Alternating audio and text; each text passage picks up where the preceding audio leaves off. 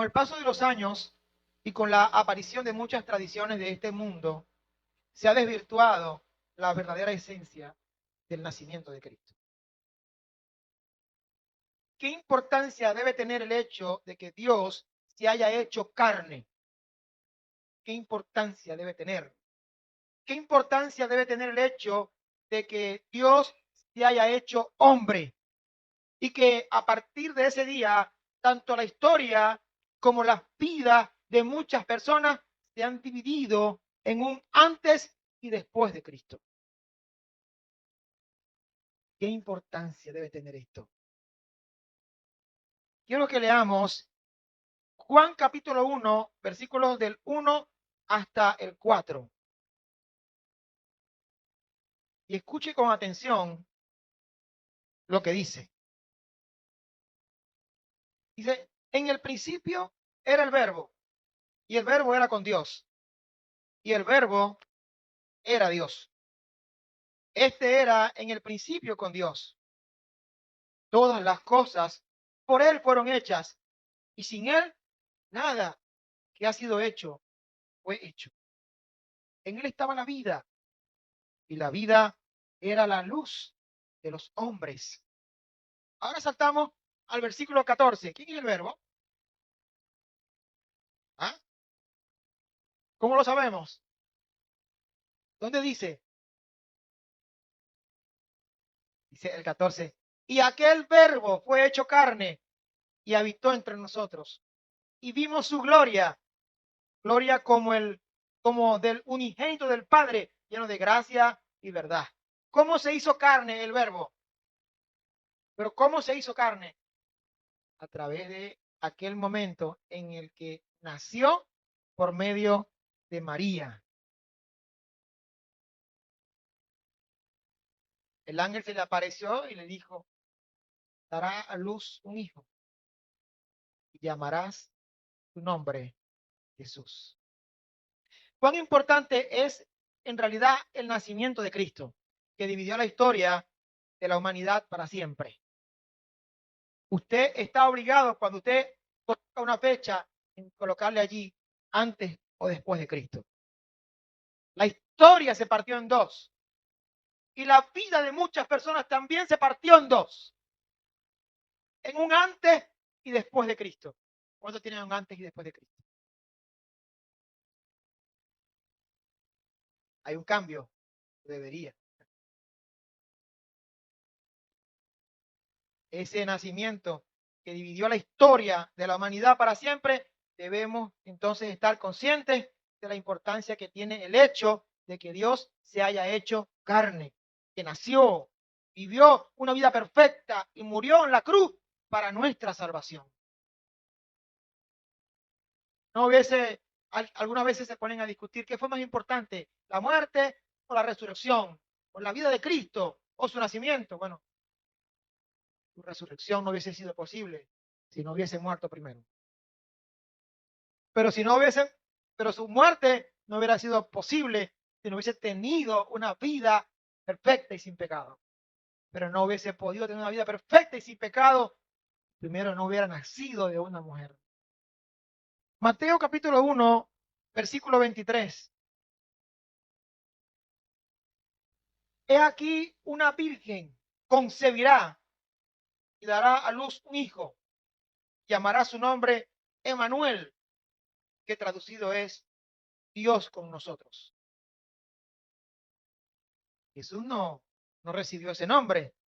Ese nombre significaba que era Dios haciéndose hombre. Significa Dios con nosotros.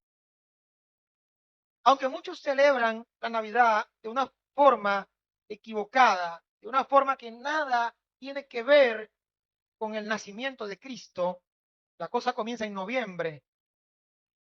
No tiene que ver con Cristo, el encendido de las luces, ni la bajada de la chinita, ni ningún otro acto donde Cristo no sea el único centro de adoración.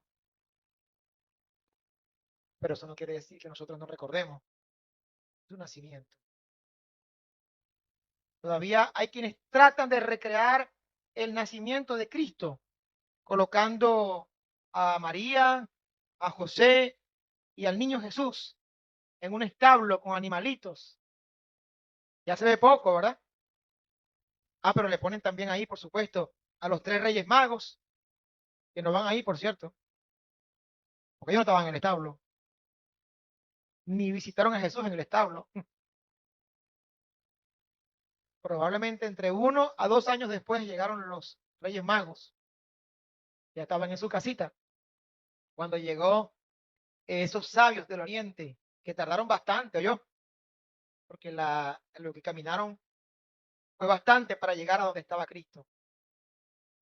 Otros se alejan de la verdad original y añaden elementos asociados a la idolatría y colocan en el pesebre ídolos, velas, lo cual ya sabemos claramente que nada tiene que ver con el nacimiento de Cristo. Y por eso algunos cristianos verdaderos han dejado de usar este símbolo porque la mayoría ya lo asocia con elementos de idolatría. Ahora bien, en realidad no necesitamos esperar el mes de diciembre para celebrar el nacimiento de Cristo. Y aunque no celebramos de la misma manera como el mundo lo hace, qué bueno es saber que Dios se hizo carne y partió la historia en dos. Es un logro del cristianismo que las generaciones pasadas dejaran de adorar al dios Mitra y al dios Saturno para celebrar el nacimiento de Cristo. Es un logro del cristianismo que debe ser celebrado, aunque Cristo naciera en diciembre. Dicen que la Navidad es pagana porque celebraban hacían la celebración a Saturno y al dios Mitra, el dios del sol, pero no dicen que a partir de ese momento le quitaron los templos a los paganos y se los dieron a los cristianos para que adoraran a Cristo. ¿Hacen eso? Creo que eso fue un logro del cristianismo, que la Biblia no nos mande a celebrar específicamente esta fecha como Navidad. Creo que todos los domingos tenemos que recordar su nacimiento. Pero qué bueno es que el mundo prestara un poco de atención a eso. Lástima pues que la mayoría lo celebra de manera equivocada. Isaías en el capítulo 9, versículo 6. Isaías capítulo 9, en el versículo 6. Mire cómo dice, lo leyó hace rato Carolina. Porque un niño nos es nacido, escuche, nos es nacido. Hijo nos es dado. Y el principado sobre su hombro. Y se llamará su nombre admirable, consejero, Dios fuerte, Padre eterno, príncipe de paz. Te nació un niño. Te nació un hijo. Te nació un nieto, dice la gente. Porque es tuyo. Bueno, te nació un niño ese día a ti y a mí también. Nos nació un niño. Dice, un niño nos es nacido.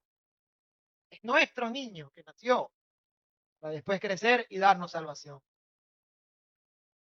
Ese es el símbolo hermoso de entender qué significa el nacimiento de Cristo. ¿Cómo sería aquel momento en un lugar rodeado de pobreza? Porque los peceros los ponen bonitos, pero no era bonito. ¿Cómo sería aquel momento en un lugar rodeado de pobreza, con olor a excrementos de animales, y que pasado el tiempo recibieran la visita de unos sabios que venían del oriente buscando al rey de los judíos? Porque ¿qué había en un establo? ¿Qué hay en un establo? Ganado, vacas, ovejas, chivos. Ahora, ¿cómo sería aquel lugar, verdad? Apestoso. ¿Por qué no había lugar en los hoteles? No había lugar en las posadas, en la ciudad. Es precisamente de esa historia de la que quiero hablarles en este día. ¿Quiénes eran realmente estos reyes magos que visitaron a Jesús? ¿Dónde vinieron? ¿Por qué se alteró tanto el rey Herodes cuando estos hombres aparecieron en Jerusalén preguntando por el nacimiento de Jesús? Por eso titulé este mensaje, ¿dónde está el rey que ha nacido?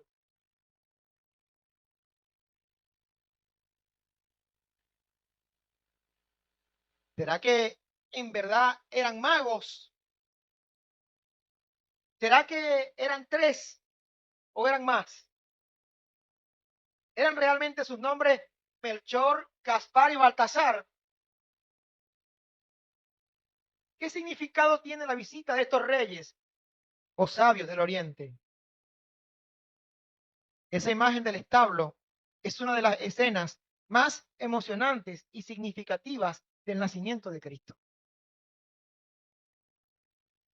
Vamos a leer Mateo capítulo 2, versículo del 1 hasta el 12, donde encontramos esta historia. Mateo capítulo 2, versículo del 1 hasta el 12. ¿Lo tienen? Ahora sigamos la historia. Dice, cuando Jesús nació en Belén de Judea, en los días del rey Herodes, vinieron del oriente a Jerusalén unos magos, diciendo, ¿dónde está el rey de los judíos que ha nacido? Porque su estrella hemos visto en el oriente y venimos a adorarle. Oyendo esto, el rey Herodes se turbó y toda Jerusalén con él. ¿Por qué? Porque se turbó también Jerusalén. ¿Verdad?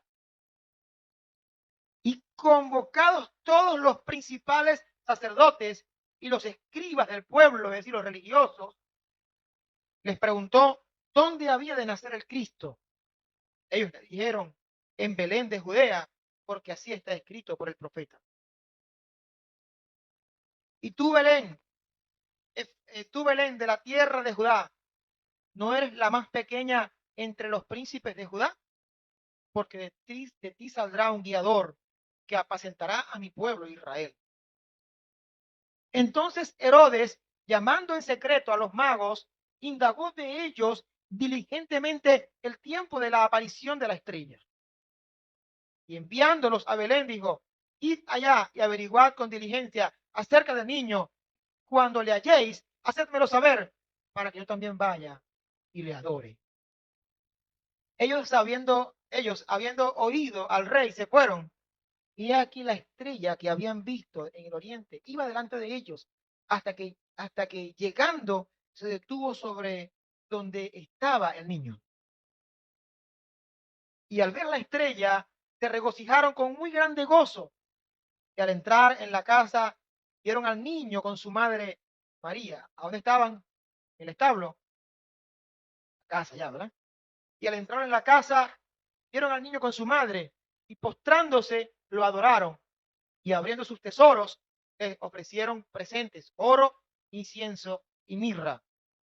Pero siendo avisados por revelación en sueños que no volviesen a Herodes, regresaron a su tierra por otro camino. La nota dice que eran 3. Ninguna parte, ¿verdad? Mateo es el único que incluye en su evangelio este relato. Y la pregunta clave para entender el significado de la visita de estos sabios es, ¿dónde está el rey que ha nacido? Ahora bien, la palabra mago aquí proviene de una raíz que significa grandeza. Y en los escritos del historiador Heródoto aparece por primera vez para referirse a una tribu de los medos que llegó a desarrollar gran habilidad en el estudio de la ciencia, en especial de la astronomía. Luego la palabra mago comenzó a usarse para referirse a los sacerdotes, filósofos y astrónomos de la época, dedicándose fundamentalmente al estudio de la astronomía, de la religión y de la medicina. Muchos de ellos aceptaban la existencia de un Dios único y el deber de practicar el bien y desechar el mal. Por ejemplo, en el imperio persa llegaron a ser tan influyentes que algunos historiadores afirman que nadie podía llegar a ser rey sin haber sido entrenado previamente por los magos. En el libro de Daniel los encontramos como los sabios, los astrólogos y los adivinos del reino. debido a que muchos de ellos adoptaron prácticas ocultistas, por lo que con el paso del tiempo, la palabra mago vino a tener el significado que hoy conocemos en nuestro idioma. ¿Verdad que no es el mismo significado? Pero en ese entonces, más bien, una palabra más apropiada sería la palabra sabio. Entenderíamos mejor los sabios del Oriente que los reyes magos. No entendemos, nosotros entendemos como mago otra cosa. Una persona que se dedica a la magia, entendemos nosotros como mago. Pero no todos los magos en ese entonces eran dados a esas prácticas. Es obvio que estos magos que visitaron a Jesús tenían conocimiento de la llegada del Mesías, que no eran magos desde el punto de vista que nosotros entendemos ese término hoy. No olvidemos que los judíos estuvieron 70 años cautivos en Babilonia y que Daniel y sus amigos tuvieron contacto con estos sabios. O podríamos decir que Daniel y sus amigos eran también sabios como ellos. Dentro del grupo de ellos, de esta casta de sabios, estaba también Daniel y sus amigos. No sabemos exactamente cómo estos sabios pudieron enterarse con tanta precisión del nacimiento de Cristo. No podemos olvidar tampoco que Daniel había profetizado 500 años antes, estando en Babilonia, 500 años antes que el Mesías nacería durante el tiempo del Imperio Romano.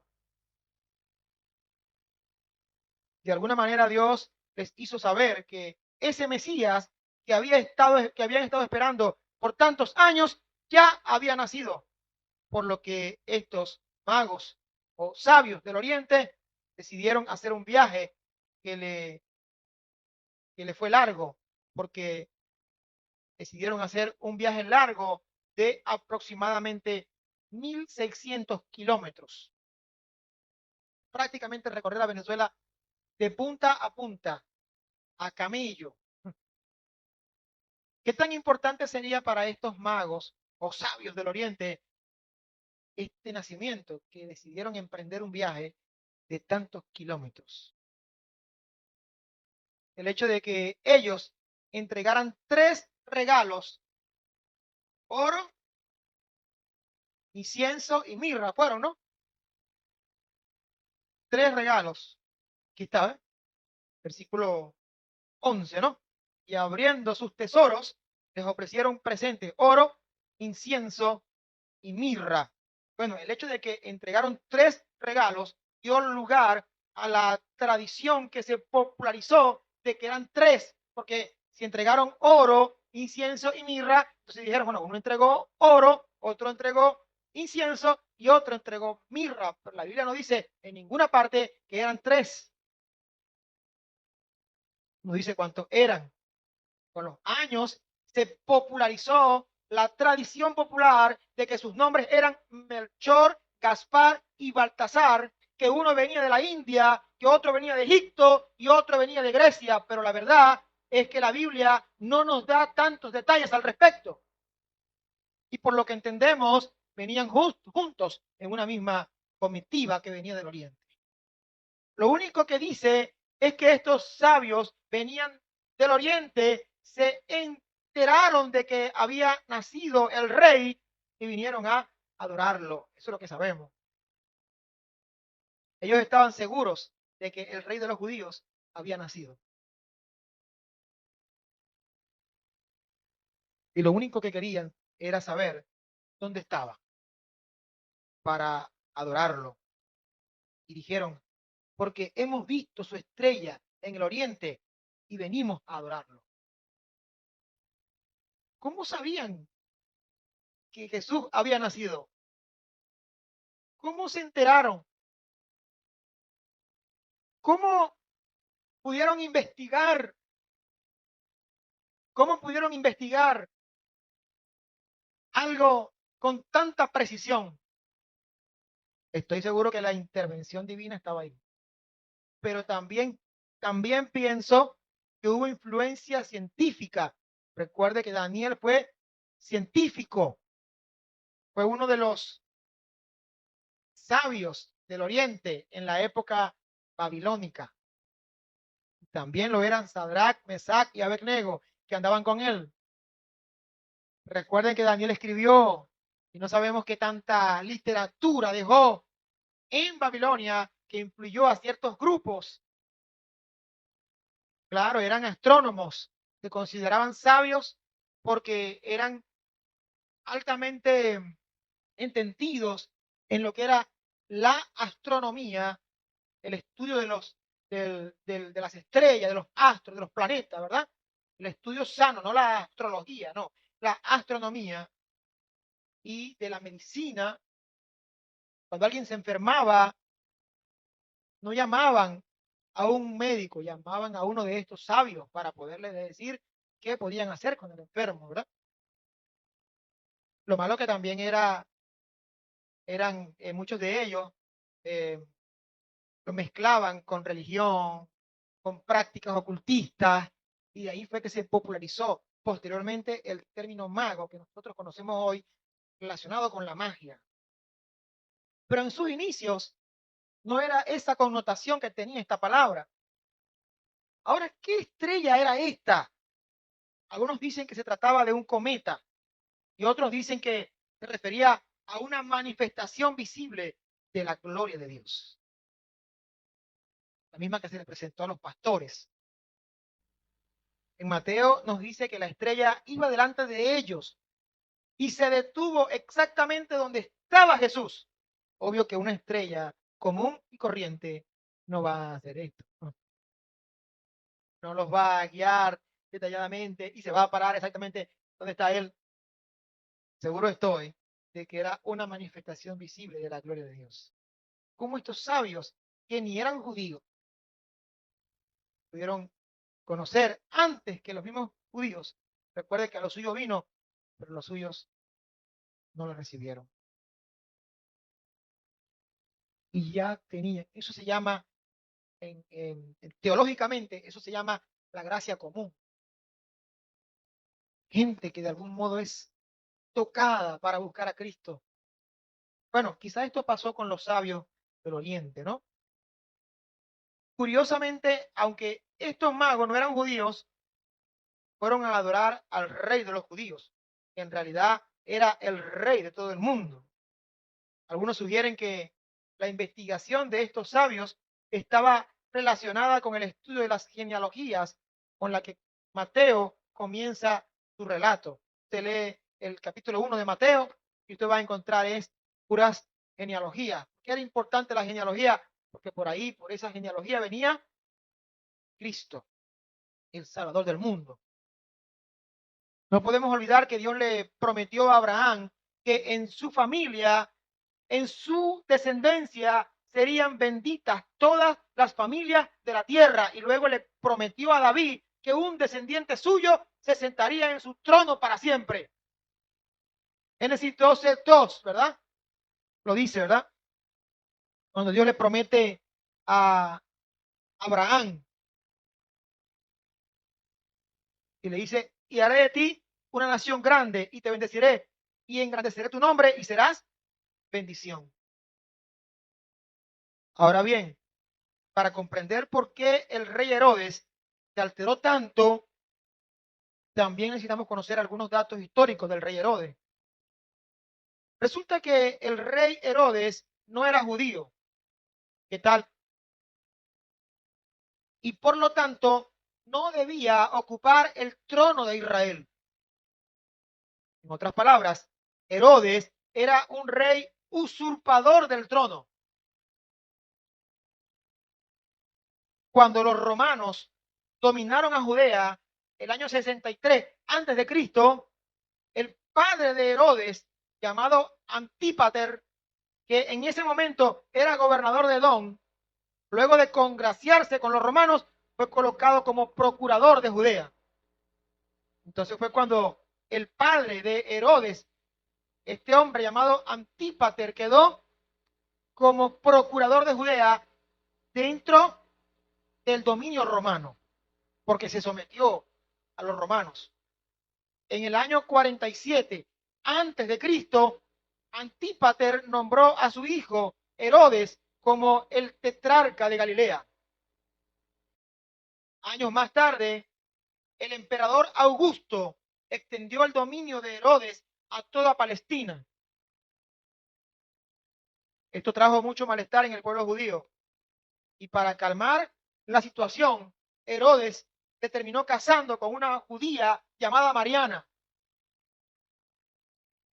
Mariana era descendiente del rey de Israel antes de que fuera dominado por los romanos.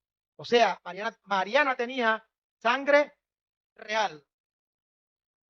En vista de que él era un gobernador o un gobernante ilegítimo en el trono, con el paso de los años, se fue haciendo cada vez más paranoico con cualquier cosa o idea que sonara o que oliera a conspiración. Como su esposa, Mariana, descendía de una familia que podía aspirar al trono, Herodes se encargó de matarlos uno por uno. Primero mató al hermano de Mariana, luego mató a su tío, luego mató a su abuelo, luego mató a la misma Mariana y finalmente mató a los 3 hijos suyos que tuvo con Mariana por cuanto tenían sangre real para eliminar cualquier posibilidad de conspiración. Por eso surgió entre los judíos un dicho popular que decía que era mejor ser un cerdo de Herodes y no su hijo. Porque la palabra cerdo y la palabra hijo en ese idioma tienen un parecido. Y era como un juego de palabras. Y decía la gente, es mejor ser un cerdo de Herodes que su hijo. Claro, porque mandó a matar a sus 3 hijos. Porque olía a conspiración. Cualquier cosa. Era un hombre inseguro. Era un hombre celoso, celópata. Era un hombre que no estaba seguro de sí mismo, paranoico. Herodes estaba loco, hermano. Era un loco en el poder.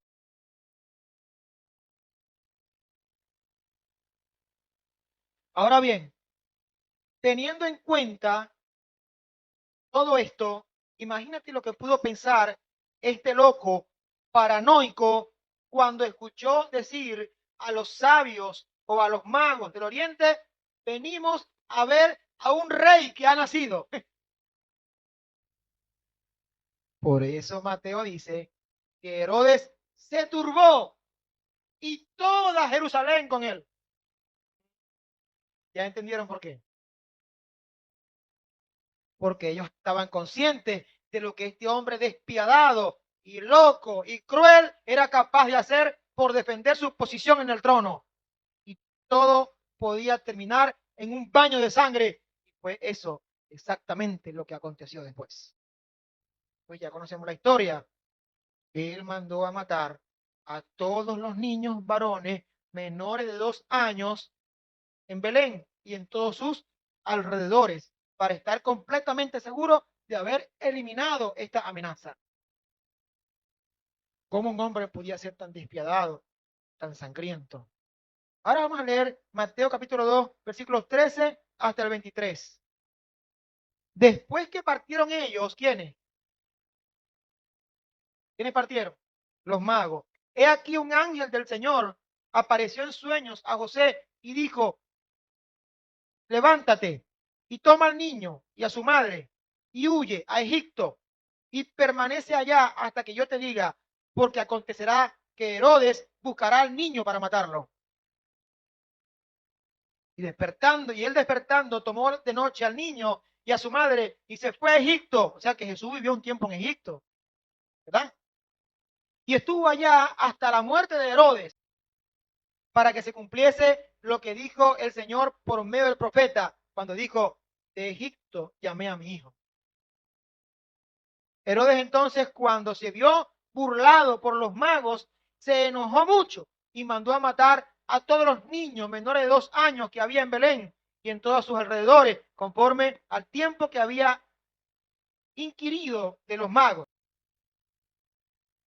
Entonces se cumplió lo que fue dicho por el profeta Jeremías cuando dijo: voz fue oída en Ramá, grande lamentación, lloro y gemido, Raquel que llora a sus hijos y no quiso ser consolada porque perecieron. Pero después de muerto Herodes, he aquí un ángel del Señor apareció en sueños a José en Egipto, diciendo: levántate, toma al niño y a su madre y vete a tierra de Israel, porque han muerto todos los que procuraban la muerte del niño. Entonces él se levantó y tomó al niño y a su madre y vino a tierra de Israel. Pero oyendo que Arquelao reinaba en Judea, en lugar de Herodes, su padre, tuvo temor de ir allá, pero avisado por revelación en sueños, fue a la región de Galilea y vino y habitó en la ciudad que se llama Nazaret, para que se cumpliese lo que fue dicho por los profetas, que había de ser llamado Nazareno. Ahí podemos saber cómo fue que Jesús vino a parar en Nazaret y por qué se conoce como Jesús de Nazaret y no como Jesús de Belén. Porque cuando él regresa de Egipto, se da cuenta que el que está gobernando es el otro Herodes, hijo de Herodes el Grande. Por eso él quería conocer los detalles del nacimiento de Jesús, Herodes. Por eso consultó a los principales sacerdotes sobre dónde iba a nacer el Cristo. Y les dijo a los sabios que le avisaran si lo encontraban, porque él quería matarlo. Ellos sabían dónde iba a nacer Cristo. Ellos lo sabían. Miqueas capítulo 5, versículo 2, lo dijo. 700 años antes lo dijo el profeta Miqueas. Dice, versículo 2: pero tú, Belén, Efrata, para estar enfrente de las familias de Judá, de ti saldrá el que será Señor de Israel, y sus salidas desde el principio, desde los días de la eternidad. Ya Miqueas había profetizado y los principales sacerdotes estaban claros de que el Mesías había de nacer en Belén, porque el profeta Miqueas lo dijo 300 años antes que Jesús naciera. Ahora viene lo curioso, y escúcheme con atención. Lo curioso de todo esto es que los sabios del Oriente, no eran judíos, viajaron 1600 kilómetros para conocer al rey que había nacido. Herodes, que era más malo que el veneno, que no era judío, que no amaba a Dios, que no tenía nada de Dios en su corazón, que mató a sus hijos, que mató a su esposa, que mató a la familia de su esposa, un monstruo literalmente, un paranoico loco en el poder. Él, Herodes, se enfureció en gran manera y le dio importancia al nacimiento de Jesús. En cambio, los sacerdotes fueron lo peor de lo peor, que se supone que conocían las escrituras y sabían que el Cristo podía nacer en Belén o tenía que nacer en Belén, no se interesaron, pero ni un poquito, le dio un poquito de curiosidad que esos sabios vinieran del oriente a buscar a un supuesto rey que había nacido, a un Mesías. Ni siquiera se interesaron por investigar un poquito por el posible nacimiento del Mesías esperado por Israel. Ellos conocían todas esas profecías. Por tanto, tanto Miqueas como Isaías, que eran contemporáneos, habían hablado claramente sobre el nacimiento del Mesías 700 años antes y no hicieron nada. Ni siquiera se interesaron por buscarse. La verdad que ese podría ser el Mesías. Para bien se interesaron los sabios del Oriente y para mal se interesó Herodes. Pero los tibios eran los sacerdotes de Israel. Eso no hicieron nada, ni para bien ni para mal. Eso es lo que hace el legalismo. Nos vuelve ciegos. nos hace hablar mucho de Dios, pero al mismo tiempo vivir una vida que no honra su nombre. Jesús se lo decía a los fariseos. Ustedes dicen, tu padre o su madre los llama para que los ayuden, y usted le dice, disculpa mamá o papá, no te puedo ayudar porque estoy muy ocupado sirviendo a Dios. Ayúdame con un poco de dinero. Disculpa mamá, porque todo lo que yo gano se lo doy a Dios, no te puedo dar nada. Una gran mentira, eso es lo que es el legalismo, una falsedad, una cara falsa, estar en la iglesia y vivir una vida supuestamente piadosa, pero tener un corazón falso que se muestra con sus acciones, con su manera de vivir. ¿Usted me está comprendiendo? Eso es lo que hace el legalismo. Eso es lo que hace el legalismo. Belén, pequeñita, escondida. Bueno, así como Dios escogió a Belén, un pueblecito que nadie conocía. Así como Dios escogió un pequeño establo con olor a excrementos de animales para que naciera el Mesías. Así muchas veces Dios escoge a lo más pequeño, a lo menospreciado, a lo que nadie cree que puede salir, de donde puede salir algo bueno. Cuando Jesús salió de Nazaret, había un dicho que se popularizó, que fue lo que dijo Natanael, y de Nazaret puede salir algo bueno.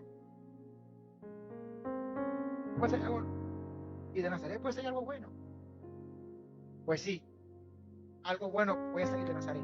A lo mejor tú crees que tú eres así como Belén, Efrata, pequeñito, que nadie conoce, o que de repente todo el mundo ignora, pero lo que no sabemos es que de repente Dios te escoge a ti como escogió a Belén, o te escoge a ti como escogió el establo, para hacer algo, cumplir un propósito importante, porque Dios a veces escoge a lo que la gente menos piensa.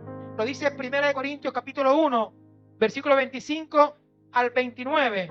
Mira cómo lo dice.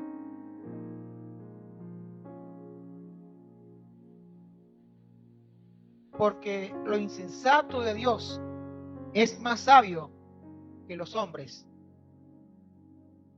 Dice, y lo débil de Dios es más fuerte que los hombres. Pues mirad, hermanos, vuestra vocación, que no sois muchos sabios según la carne, ni muchos poderosos, ni muchos nobles, sino que lo necio del mundo escogió Dios para avergonzar a los sabios, y lo débil del mundo escogió Dios para avergonzar a los fuertes, y lo vil del mundo y lo menospreciado escogió Dios, y lo que no es, para deshacer lo que es, a fin de que nadie se jacte en su presencia. A lo mejor tú eres así como Belén. Nadie se da cuenta ni siquiera de que tú estás, o de que tú llegaste. Pareciera no importarle a nadie, pero a Dios le importas. Porque a veces Dios escoge de lo que nadie le importa, ¿sabes? Lo que nadie conoce, lo que la gente cree perdido. Usted hubiese conocido a Pedro antes que se encontrara con Cristo, y usted ni se hubiera imaginado que Pedro iba a ser el Pedro que no se lo conoce. Grosero, altanero, de mal carácter, amargado, vulgar. Y Jesús no me aclaró los ojos. Y le dijo, tú eres Pedro. Tú eres Simón. No, tú no te vas a llamar más Simón. Te vas a llamar Pedro. Porque tú tienes un carácter como el de una roca, pero así. Con ese carácter, como una roca, así te voy a usar yo también. ¿Qué fue Pedro después? Un gran pilar entre los apóstoles. Lo que nadie pensó, que Dios podía usar a Pedro. No te equivoques. Hay gente que cree que Dios nunca lo puede usar. Hay gente que cree que alguien nunca va a poder ser usado por Dios. Pero es lo que tú no sabes. Dios a veces escoge de lo vil y lo menospreciado. ¿Usted me entiende ahora? Lo que le pasó a Herodes sigue ocurriendo en nuestros corazones. ¿Sabía usted? Él se enfureció porque quería seguir siendo rey. Y si yo le digo que usted y yo nos parecemos un poco a Herodes, ¿Cómo? Bueno, él dijo, si él es rey y yo soy rey, uno de los dos tiene que morir, dijo Herodes. Entonces corrió para tratar de matarlo. Bueno, Cristo llega a tu vida. Cuando Cristo llega a tu vida, tú eres el rey o la reina de tu corazón. Tú estás centrado en el trono de tu corazón, en el trono de tu vida, haciendo lo que te da la gana. Pero si Él es rey y tú eres rey, uno de los dos tiene que morir. Así que no corras a matar al rey, como hizo Herodes. Deja que Él se siente en el trono de tu corazón y Él sea el rey de tu vida. No hagas como hizo Herodes. Así hay muchos que quieren seguir sentados en el trono de su vida. Es Cristo quien tiene que reinar en tu corazón y en el mío. Y aquí están las leyes que tienen que regir en este. Ahora, si tú te encuentras con Cristo como Herodes se encontró con Cristo, pues ahí Él es rey y tú eres rey. Así que uno de los dos tiene que morir. No pueden ser reyes los dos. Es necesario que tú sometas tu vida a Cristo y Él pueda sentarse en el trono de tu corazón. No puedes ser cristiano sentado todavía en el trono de tu corazón haciendo lo que te da la gana, porque hay muchas cosas que uno quiere hacer, pero uno se da cuenta que no están bien. Entonces en ese momento no corras a matar al rey. No. Déjalo que se siente en el trono de tu vida. Porque uno de los dos tiene que morir. No pueden haber dos reyes. No. ¿Ah? Es inevitable, mis amados hermanos. Tenemos que entregarle el trono de nuestra vida. Uno de los dos tiene que morir. Por eso Pablo dijo, Gálatas 2:20, con Cristo estoy juntamente crucificado. Ya no vivo yo, sino que vive Cristo en mí. Y lo que vivo ahora en la carne, lo vivo en la fe del Hijo de Dios, el cual me amó y se entregó a sí mismo por mí. Lo que pasa es que hay algunos que quieren ser como los fariseos, que quieren ser cristianos y vivir una vida de falsedad dentro de su corazón.